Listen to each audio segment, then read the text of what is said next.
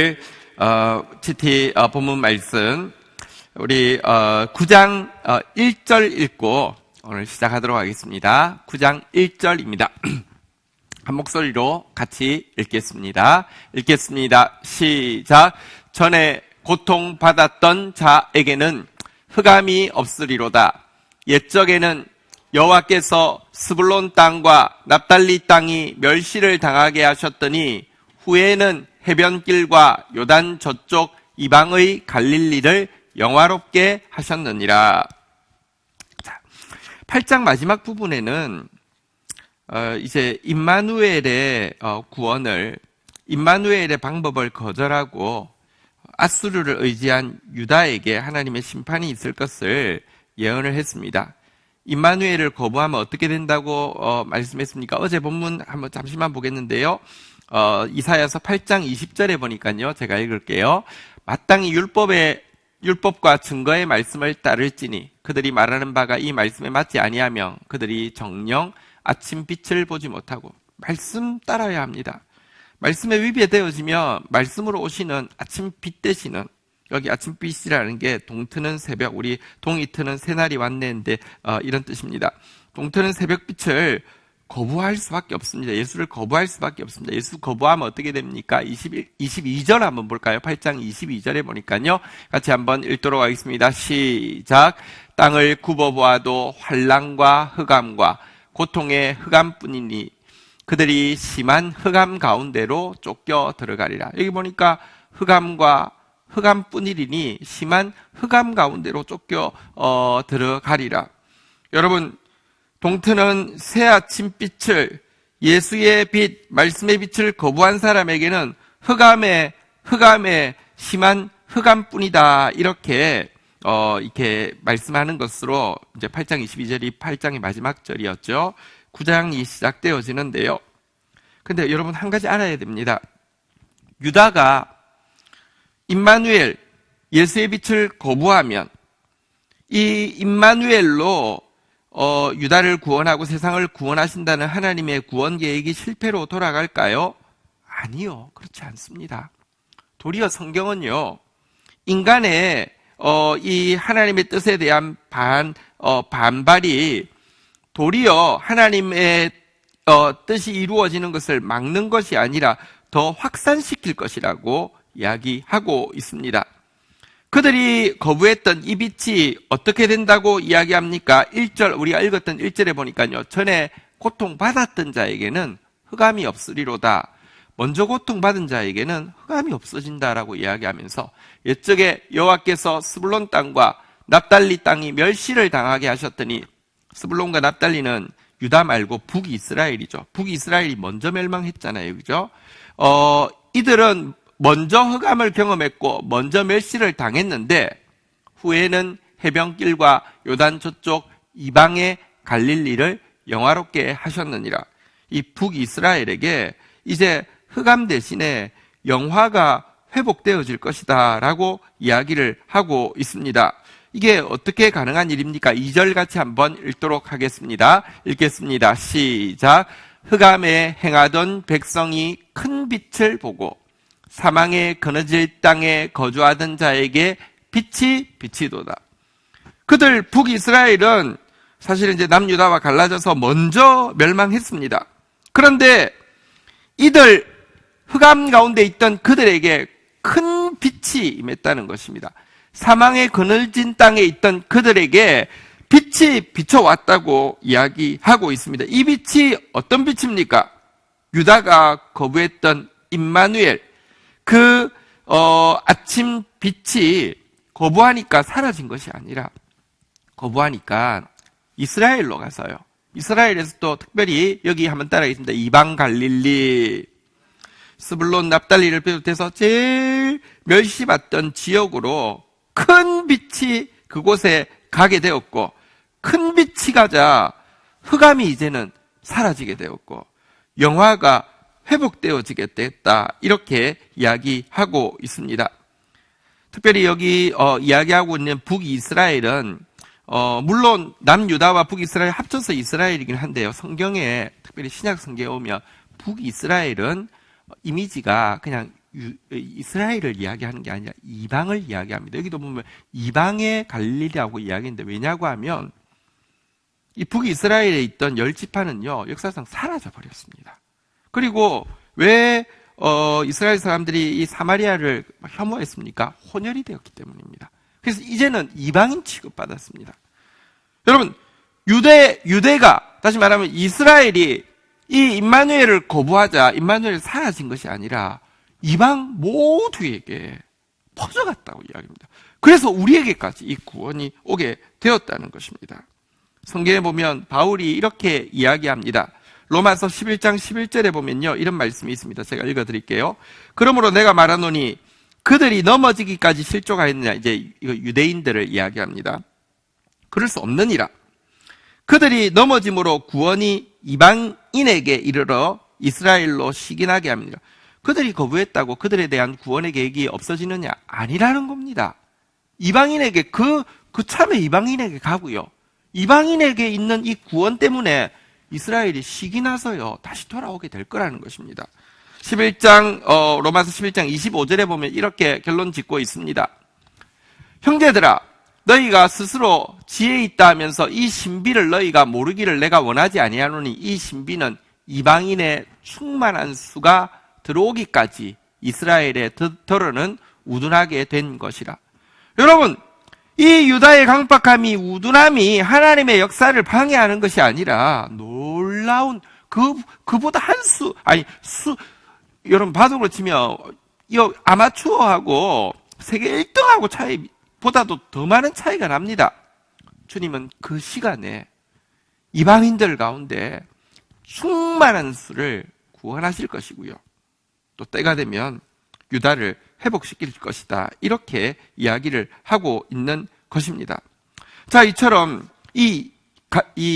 북이스라엘, 다시 이야기합니다. 이방 갈릴리, 이방 땅에 이 예수의 빛이 임하게 되자 그들에게 일어난 변화를 3절은 오늘 본문 3절로 가보겠습니다. 이렇게 한 단어, 특별히 반복되어지는 한 단어로 설명하고 있습니다. 같이 한번 읽을까요? 시작.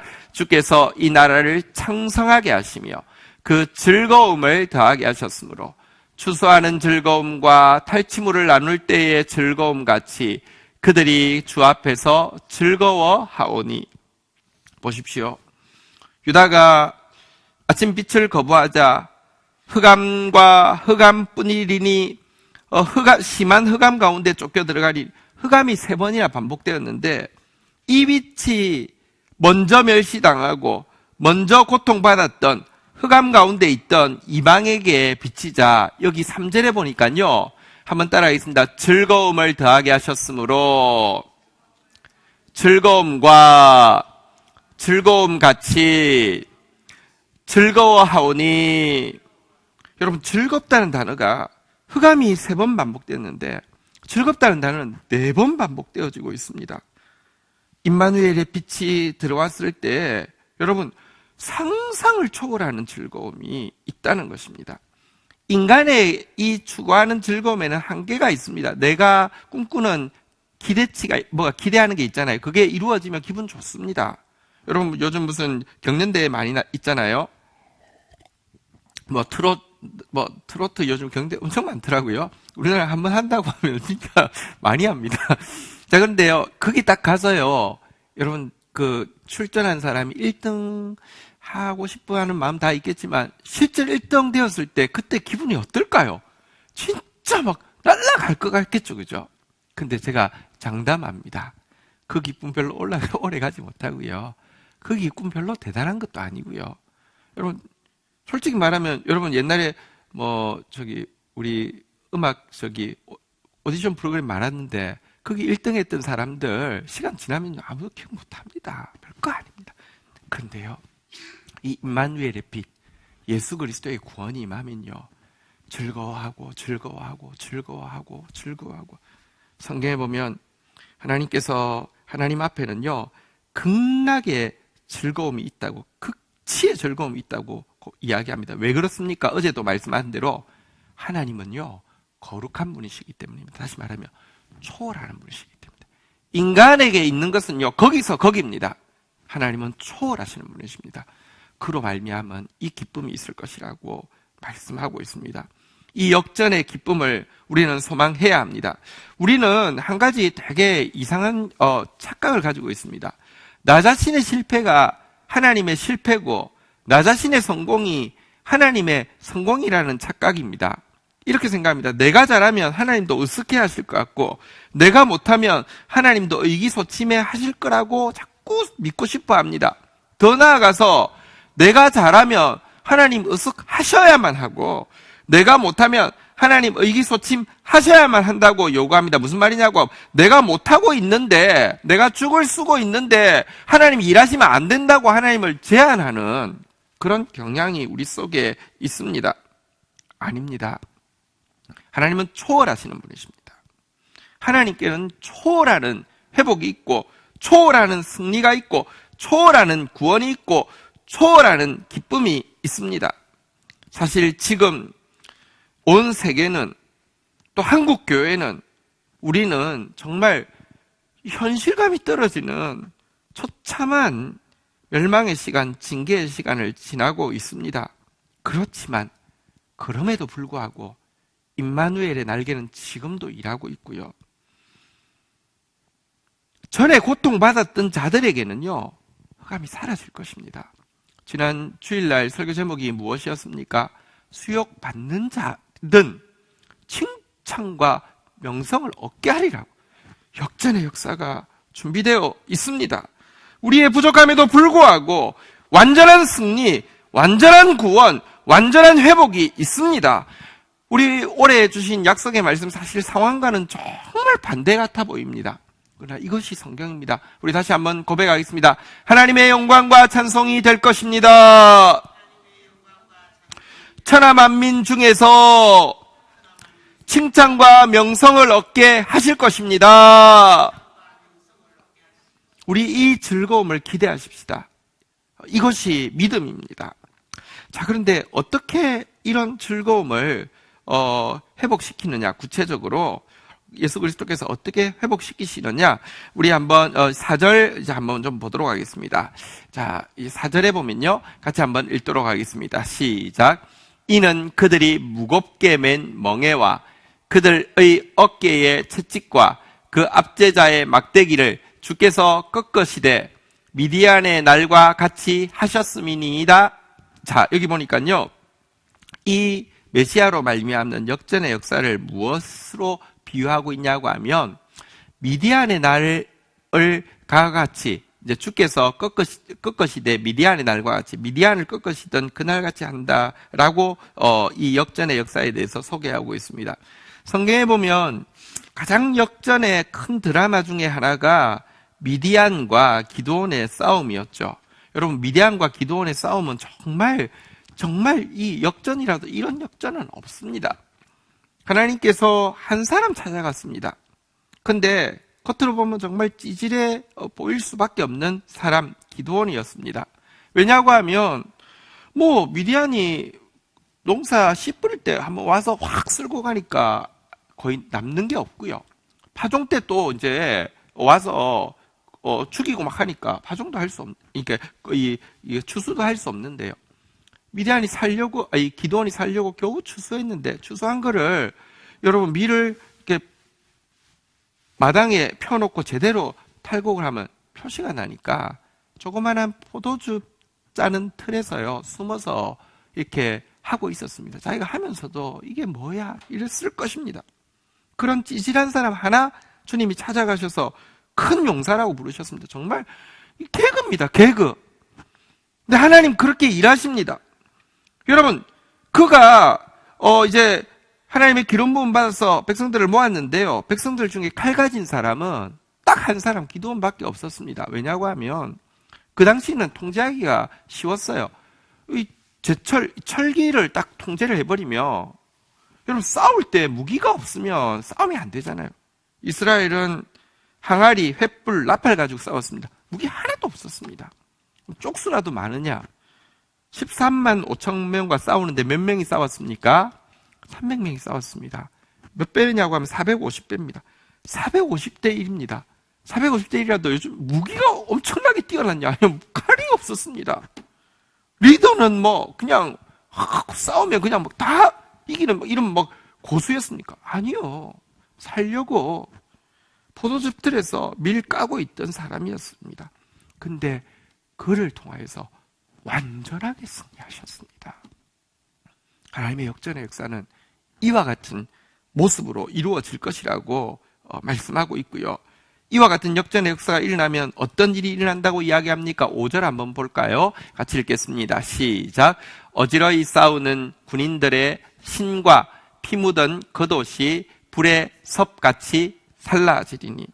그날에는 군인들 신, 피 묻은 갑옷들 이런 것들 불에 던져 넣으면 금방 타는 낙엽처럼 이렇게 다 사라지게 될 것이다. 모든 전쟁이 사라지고 완전한 평화가 이루어질 것이다.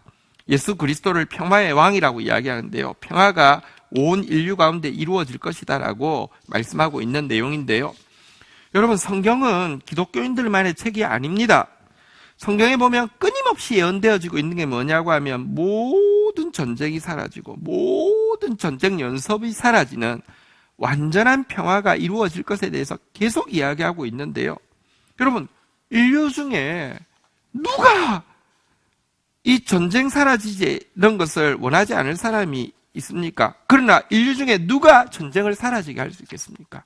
성경은 끊임없이 이 일이 이루어질 것이라고 이야기했고요. 오늘 이 임마누엘이 임할 때 역전의 역사가 사단과의 싸움에서 죄와의 싸움에서 역전의 역사가 일어나고 나면 전쟁이 사라지게 될 것에 대해서 이야기하고 있습니다.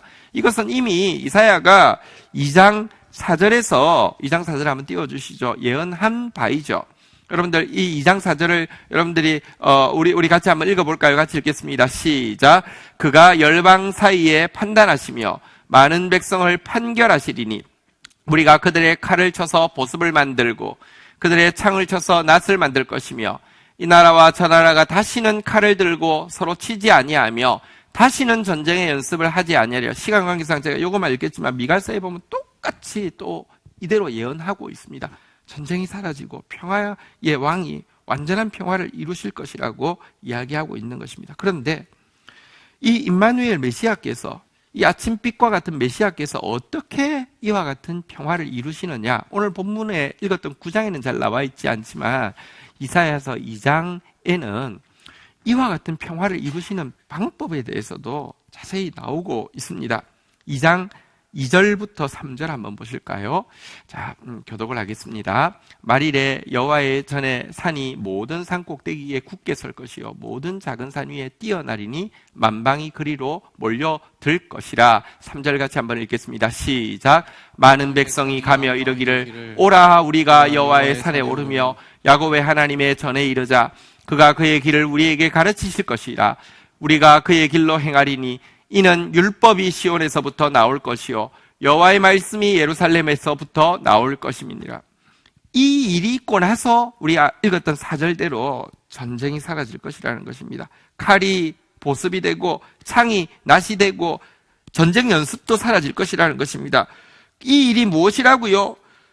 천하 만민이 하나님 앞에 나온다는 것입니다. 3절에 나오는 여기 시온과 예루살렘은 정확하게 지명인 이 이스라엘에 있는 시온과 예루살렘을 이야기하는 것이 아니라 신약 시대에는 교회를 상징하는 것으로 분명하게 해석되어지고 있습니다.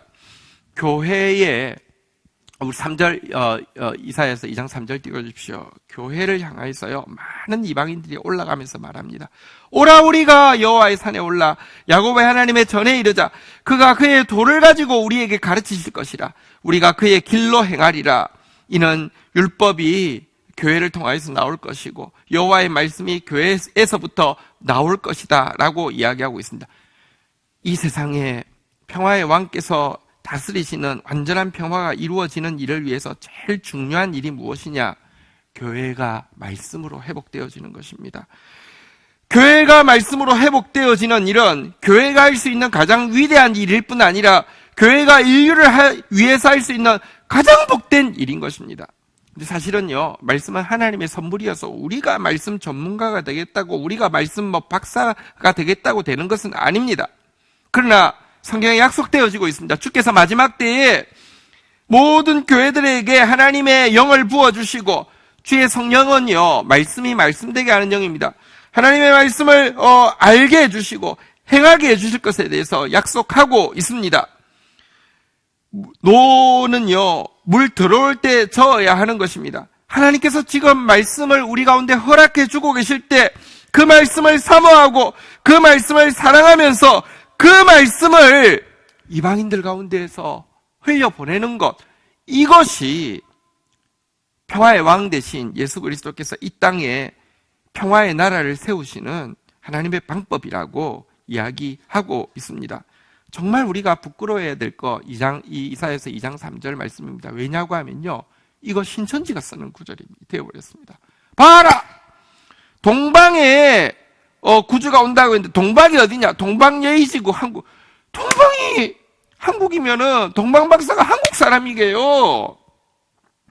근데요, 그래 놓고는 봐. 어쨌든 이 성경 배우려고 시온 성경 무료 성경 신학원 여기 오려고 온 세계가 오지 않느냐라고 이야기하면서 거짓말 가짜 예수를요, 모략 전도를 통해서 하면서도 숫자 늘어나는 것 가지고 봐라, 이게 현실이 되고 있다, 전부 나온다, 이렇게 이야기하고 있는데 우리는 하나님의 말씀을 잃어버리고 하나님의 말씀을 사랑하지도 사모하지도 않고 있습니다. 그러나 저는 믿습니다. 우리 교회 모토가 무엇입니까? 말씀의 빛과 성령의 불로 세대를 변화시키는 사랑 공동체입니다. 말씀의 빛과 성령의 불이 우리 가운데 임할 것입니다. 그리고 이것이 온 세계로 흘러가게 될 것입니다. 그리고 하나님 나라가 임하게 될 것입니다. 우리 이 약속을 이 암울한 시대에 이 역전의 역사를 기도원이 했다고 하면, 여러분, 우리의 대장 되신 예수 그리스도께서 앞서 나가시는데, 여러분, 몇 대 몇이면은 좀 이렇게 여러분들 자신감이 생기겠습니까? 지금 우리의 상황에 비해서 대적이 10배 큽니까? 10배 크면 감당할 만하겠습니까? 100배 큽니까? 100배 크면 감당할 만하겠습니까? 기도원만 해도 450배 커도요, 하나님이 함께 하시니 얼마든지 이겨냈습니다. 지금 우리 앞에 있는 상황이 어렵긴 하지만 여러분, 저는 어렵다 하더라도 450배 안 될 것 같습니다. 그런데요, 여러분, 450배가 아니라 4,500배가 아니라 45,000배도 상관없습니다. 우리 대장 되신 예수께서 앞서 나가시고 우리가 그의 말씀 붙잡고 나아가기만 하면 하나님은 이와 같은 역전의 역사를 이루실 것입니다. 자, 이 약속이 진짜 이루어질까요? 6절, 7절에 보면 우리에게 확실한 믿음을 심어주고 있습니다. 6절 한번 보도록 하겠습니다. 같이 읽겠습니다. 시작. 이는 한 아기가 우리에게 낳고 한 아들을 우리에게 주신 바 되었는데 그의 어깨에는 정사를 메었고 그의 이름은 기묘자라, 모사라, 전능하신 하나님이라, 영존하시는 아버지라, 평강의 왕이라 할 것입니다. 여러분, 이 모든 변화는 임마누엘, 전능자이신, 구원을 베푸시기에 전능하신 그분이 우리와 함께 하시기 때문이죠. 자, 그런데요, 이 임마누엘이 우리 가운데 들어오시는 방법에 대해서 한번 따라하겠습니다. 한 아기가 우리에게 낳고, 아기의 모습으로 성육신할 것에 대해서 성경은 예언하고 있습니다. 그런데 좀 신기하지 않습니까? 여러분, 이 죄악 많은 세상 가운데 하나님이, 창조주이신 하나님이 피조물의 세계에 들어온다고 하면 여러분들 얼마나 레드카펫, 진짜 전 세계 좋은 레드카펫 다 깔아도 부족하지 않겠습니까?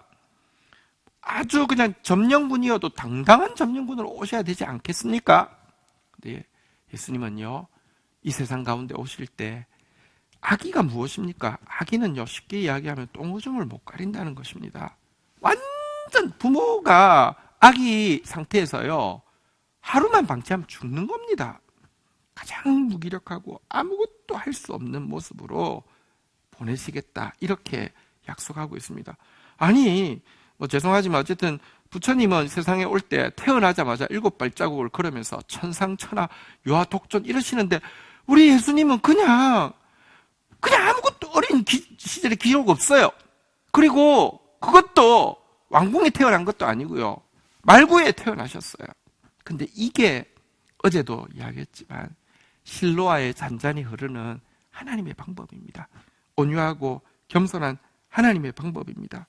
우리를 사랑하시되 우리를 가장 잘 아시고 정말 상처 입은 치유자로서 우리에게 있는 대지사장은 우리의 연약함을 동정하지 못하실 리가 아니고 우리와 똑같은 시험 가운데 있지만 죄가 없으신 분으로 아기로서 우리 가운데 오신다라고 이야기하고 있는데요. 그분에 대해서 세 가지로 이렇게 소개하고 있습니다.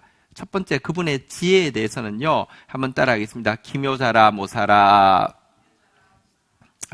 원래 표현대로 보면 기묘한 모사, 영어로 보면 Wonderful Counselor라고 되어 있습니다. 그래서 그 지혜가 정말로 Wonderful Counselor. 정말 이 역전을 하려고 하면 싸워야 되는데요. 정말 이 사단과의 싸움에서, 죄와의 싸움에서 현명한 계획과 탁월한 그 전술로 전쟁을 승리로 이끄는 지혜를 가지고 있다, 이렇게 또 이야기하고 있습니다. 두 번째는요, 한번 따라하겠습니다. 전능하신 하나님이라. 그분의 능력은 전능이라고 소개하고 있는 것입니다. 세 번째로는요, 그분의 성품에 대해서요, 한번 따라하겠습니다. 영존하시는 아버지라. 아버지 하나님의 그 자비하신 성품으로 그는 일하신다. 지혜와 능력과 성품, 이것은 지정의를 이야기하죠. 이 지정의를 완전한 지혜, 완전한 능력, 그리고 완전한 사랑을 가지고 오셔서 한번 따라했습니다. 평강의 왕이라. 아까도 우리 나누었지만 완전한 평화를 이 땅 가운데 허락하실 것이라고 말씀하고 있습니다.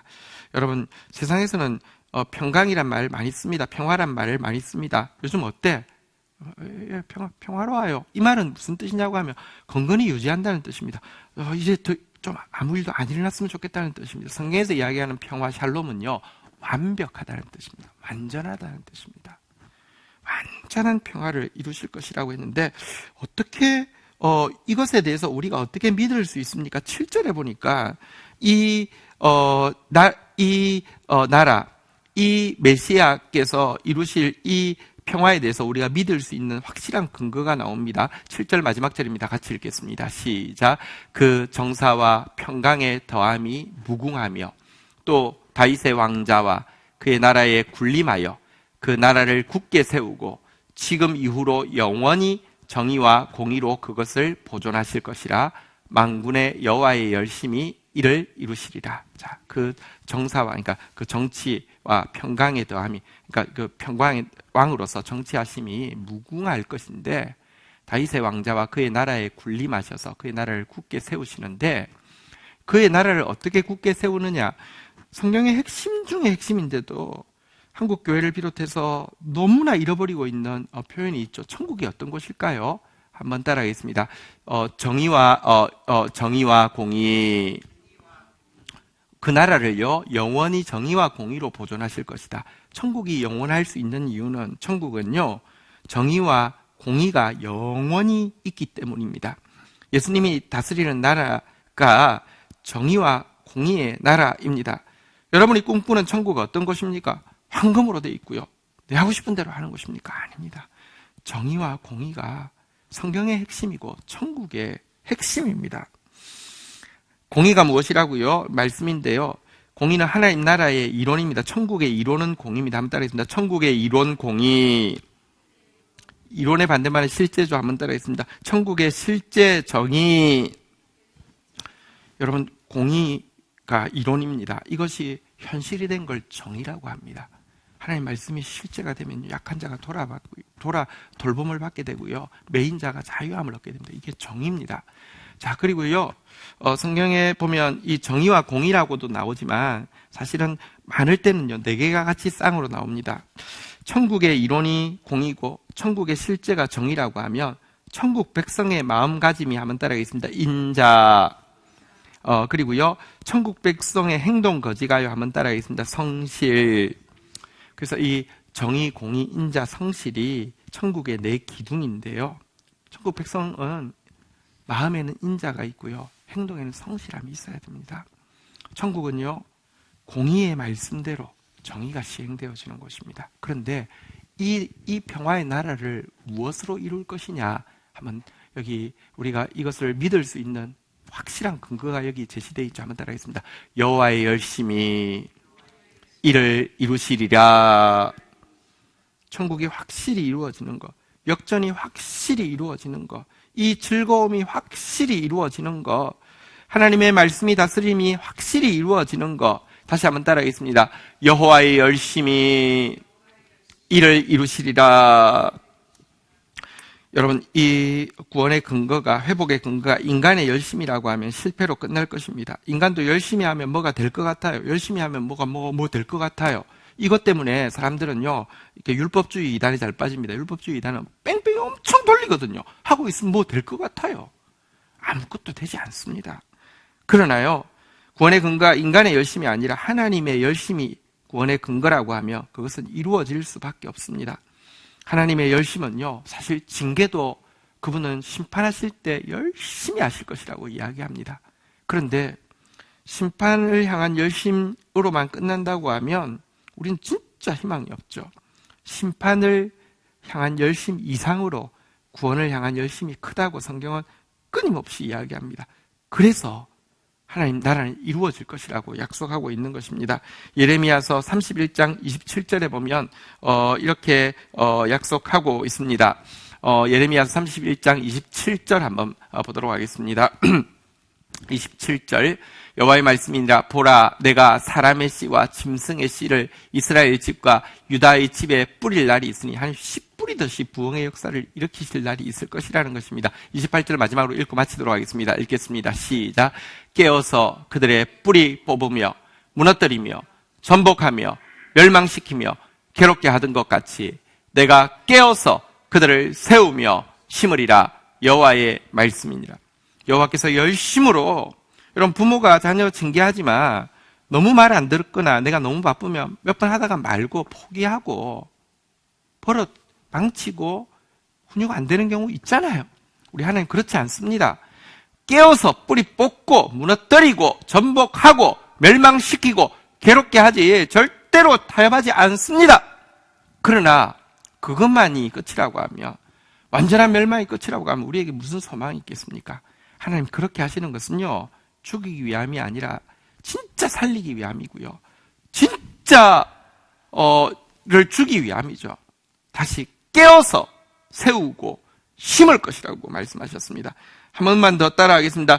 여호와의 열심히, 만군의 여호와의 열심히 이를 이루리라. 오늘 이 말씀에서 우리에게 이루어질 역전의 역사의 그 기쁨에 대해서 약속했습니다. 우리에게 이루어질 이 역전의 역사가 이 말씀의 부흥을 통해서 이루어질 것에 대해서, 방법에 대해서 이야기했습니다. 그리고 우리에게 이루어질 이 역전의 역사를 믿을 수 있는 근거가 여호와의 열심임을 약속하셨습니다. 이 말씀 앞에 우리 수만 가지 찬양할 제목이 있습니다. 우리 한번 자리에서 일어서셔서 오늘까지는 우리 설교 찬양도 우리 주제고 수만 가지 이유, 우리 한 번 더 고백하고 주님 앞에 기도하는 시간 가지겠습니다. 수만 가지 이유. 기도원이 경험했던 450배, 아니 무기로 생각하면 4,500배, 아니 그 한 사람 리더십을 생각할 때 45,000배, 이 역전보다 비교할 수 없는 역전이 있어야지만 이 암울한 시대를 이길 수 있음을 고백합니다. 그러나 주님, 임마누엘이 아기의 모습으로 우리 가운데 오셔서 우리의 연약함을 다 아시고 그 임마누엘이 여호와의 열심으로 이 일을 이루실 것이기에 이와 같은 역전의 역사가 반드시 있을 수밖에 없음을 고백합니다. 오늘도 수욕받은 자로서 하나님 칭찬과 명성을 얻게 하실 주님을 신뢰하며 하나님 믿음의 고백으로 오늘도 기도하며 나아가는 주의 백성들에게 은혜를 더하여 주시옵소서. 하나님의 구원의 역사에 수종되는 기도원들로 기도하는 한 성도 한 성도를 세워 주시옵소서. 예수 그리스도의 이름으로 기도 올립니다. 아멘.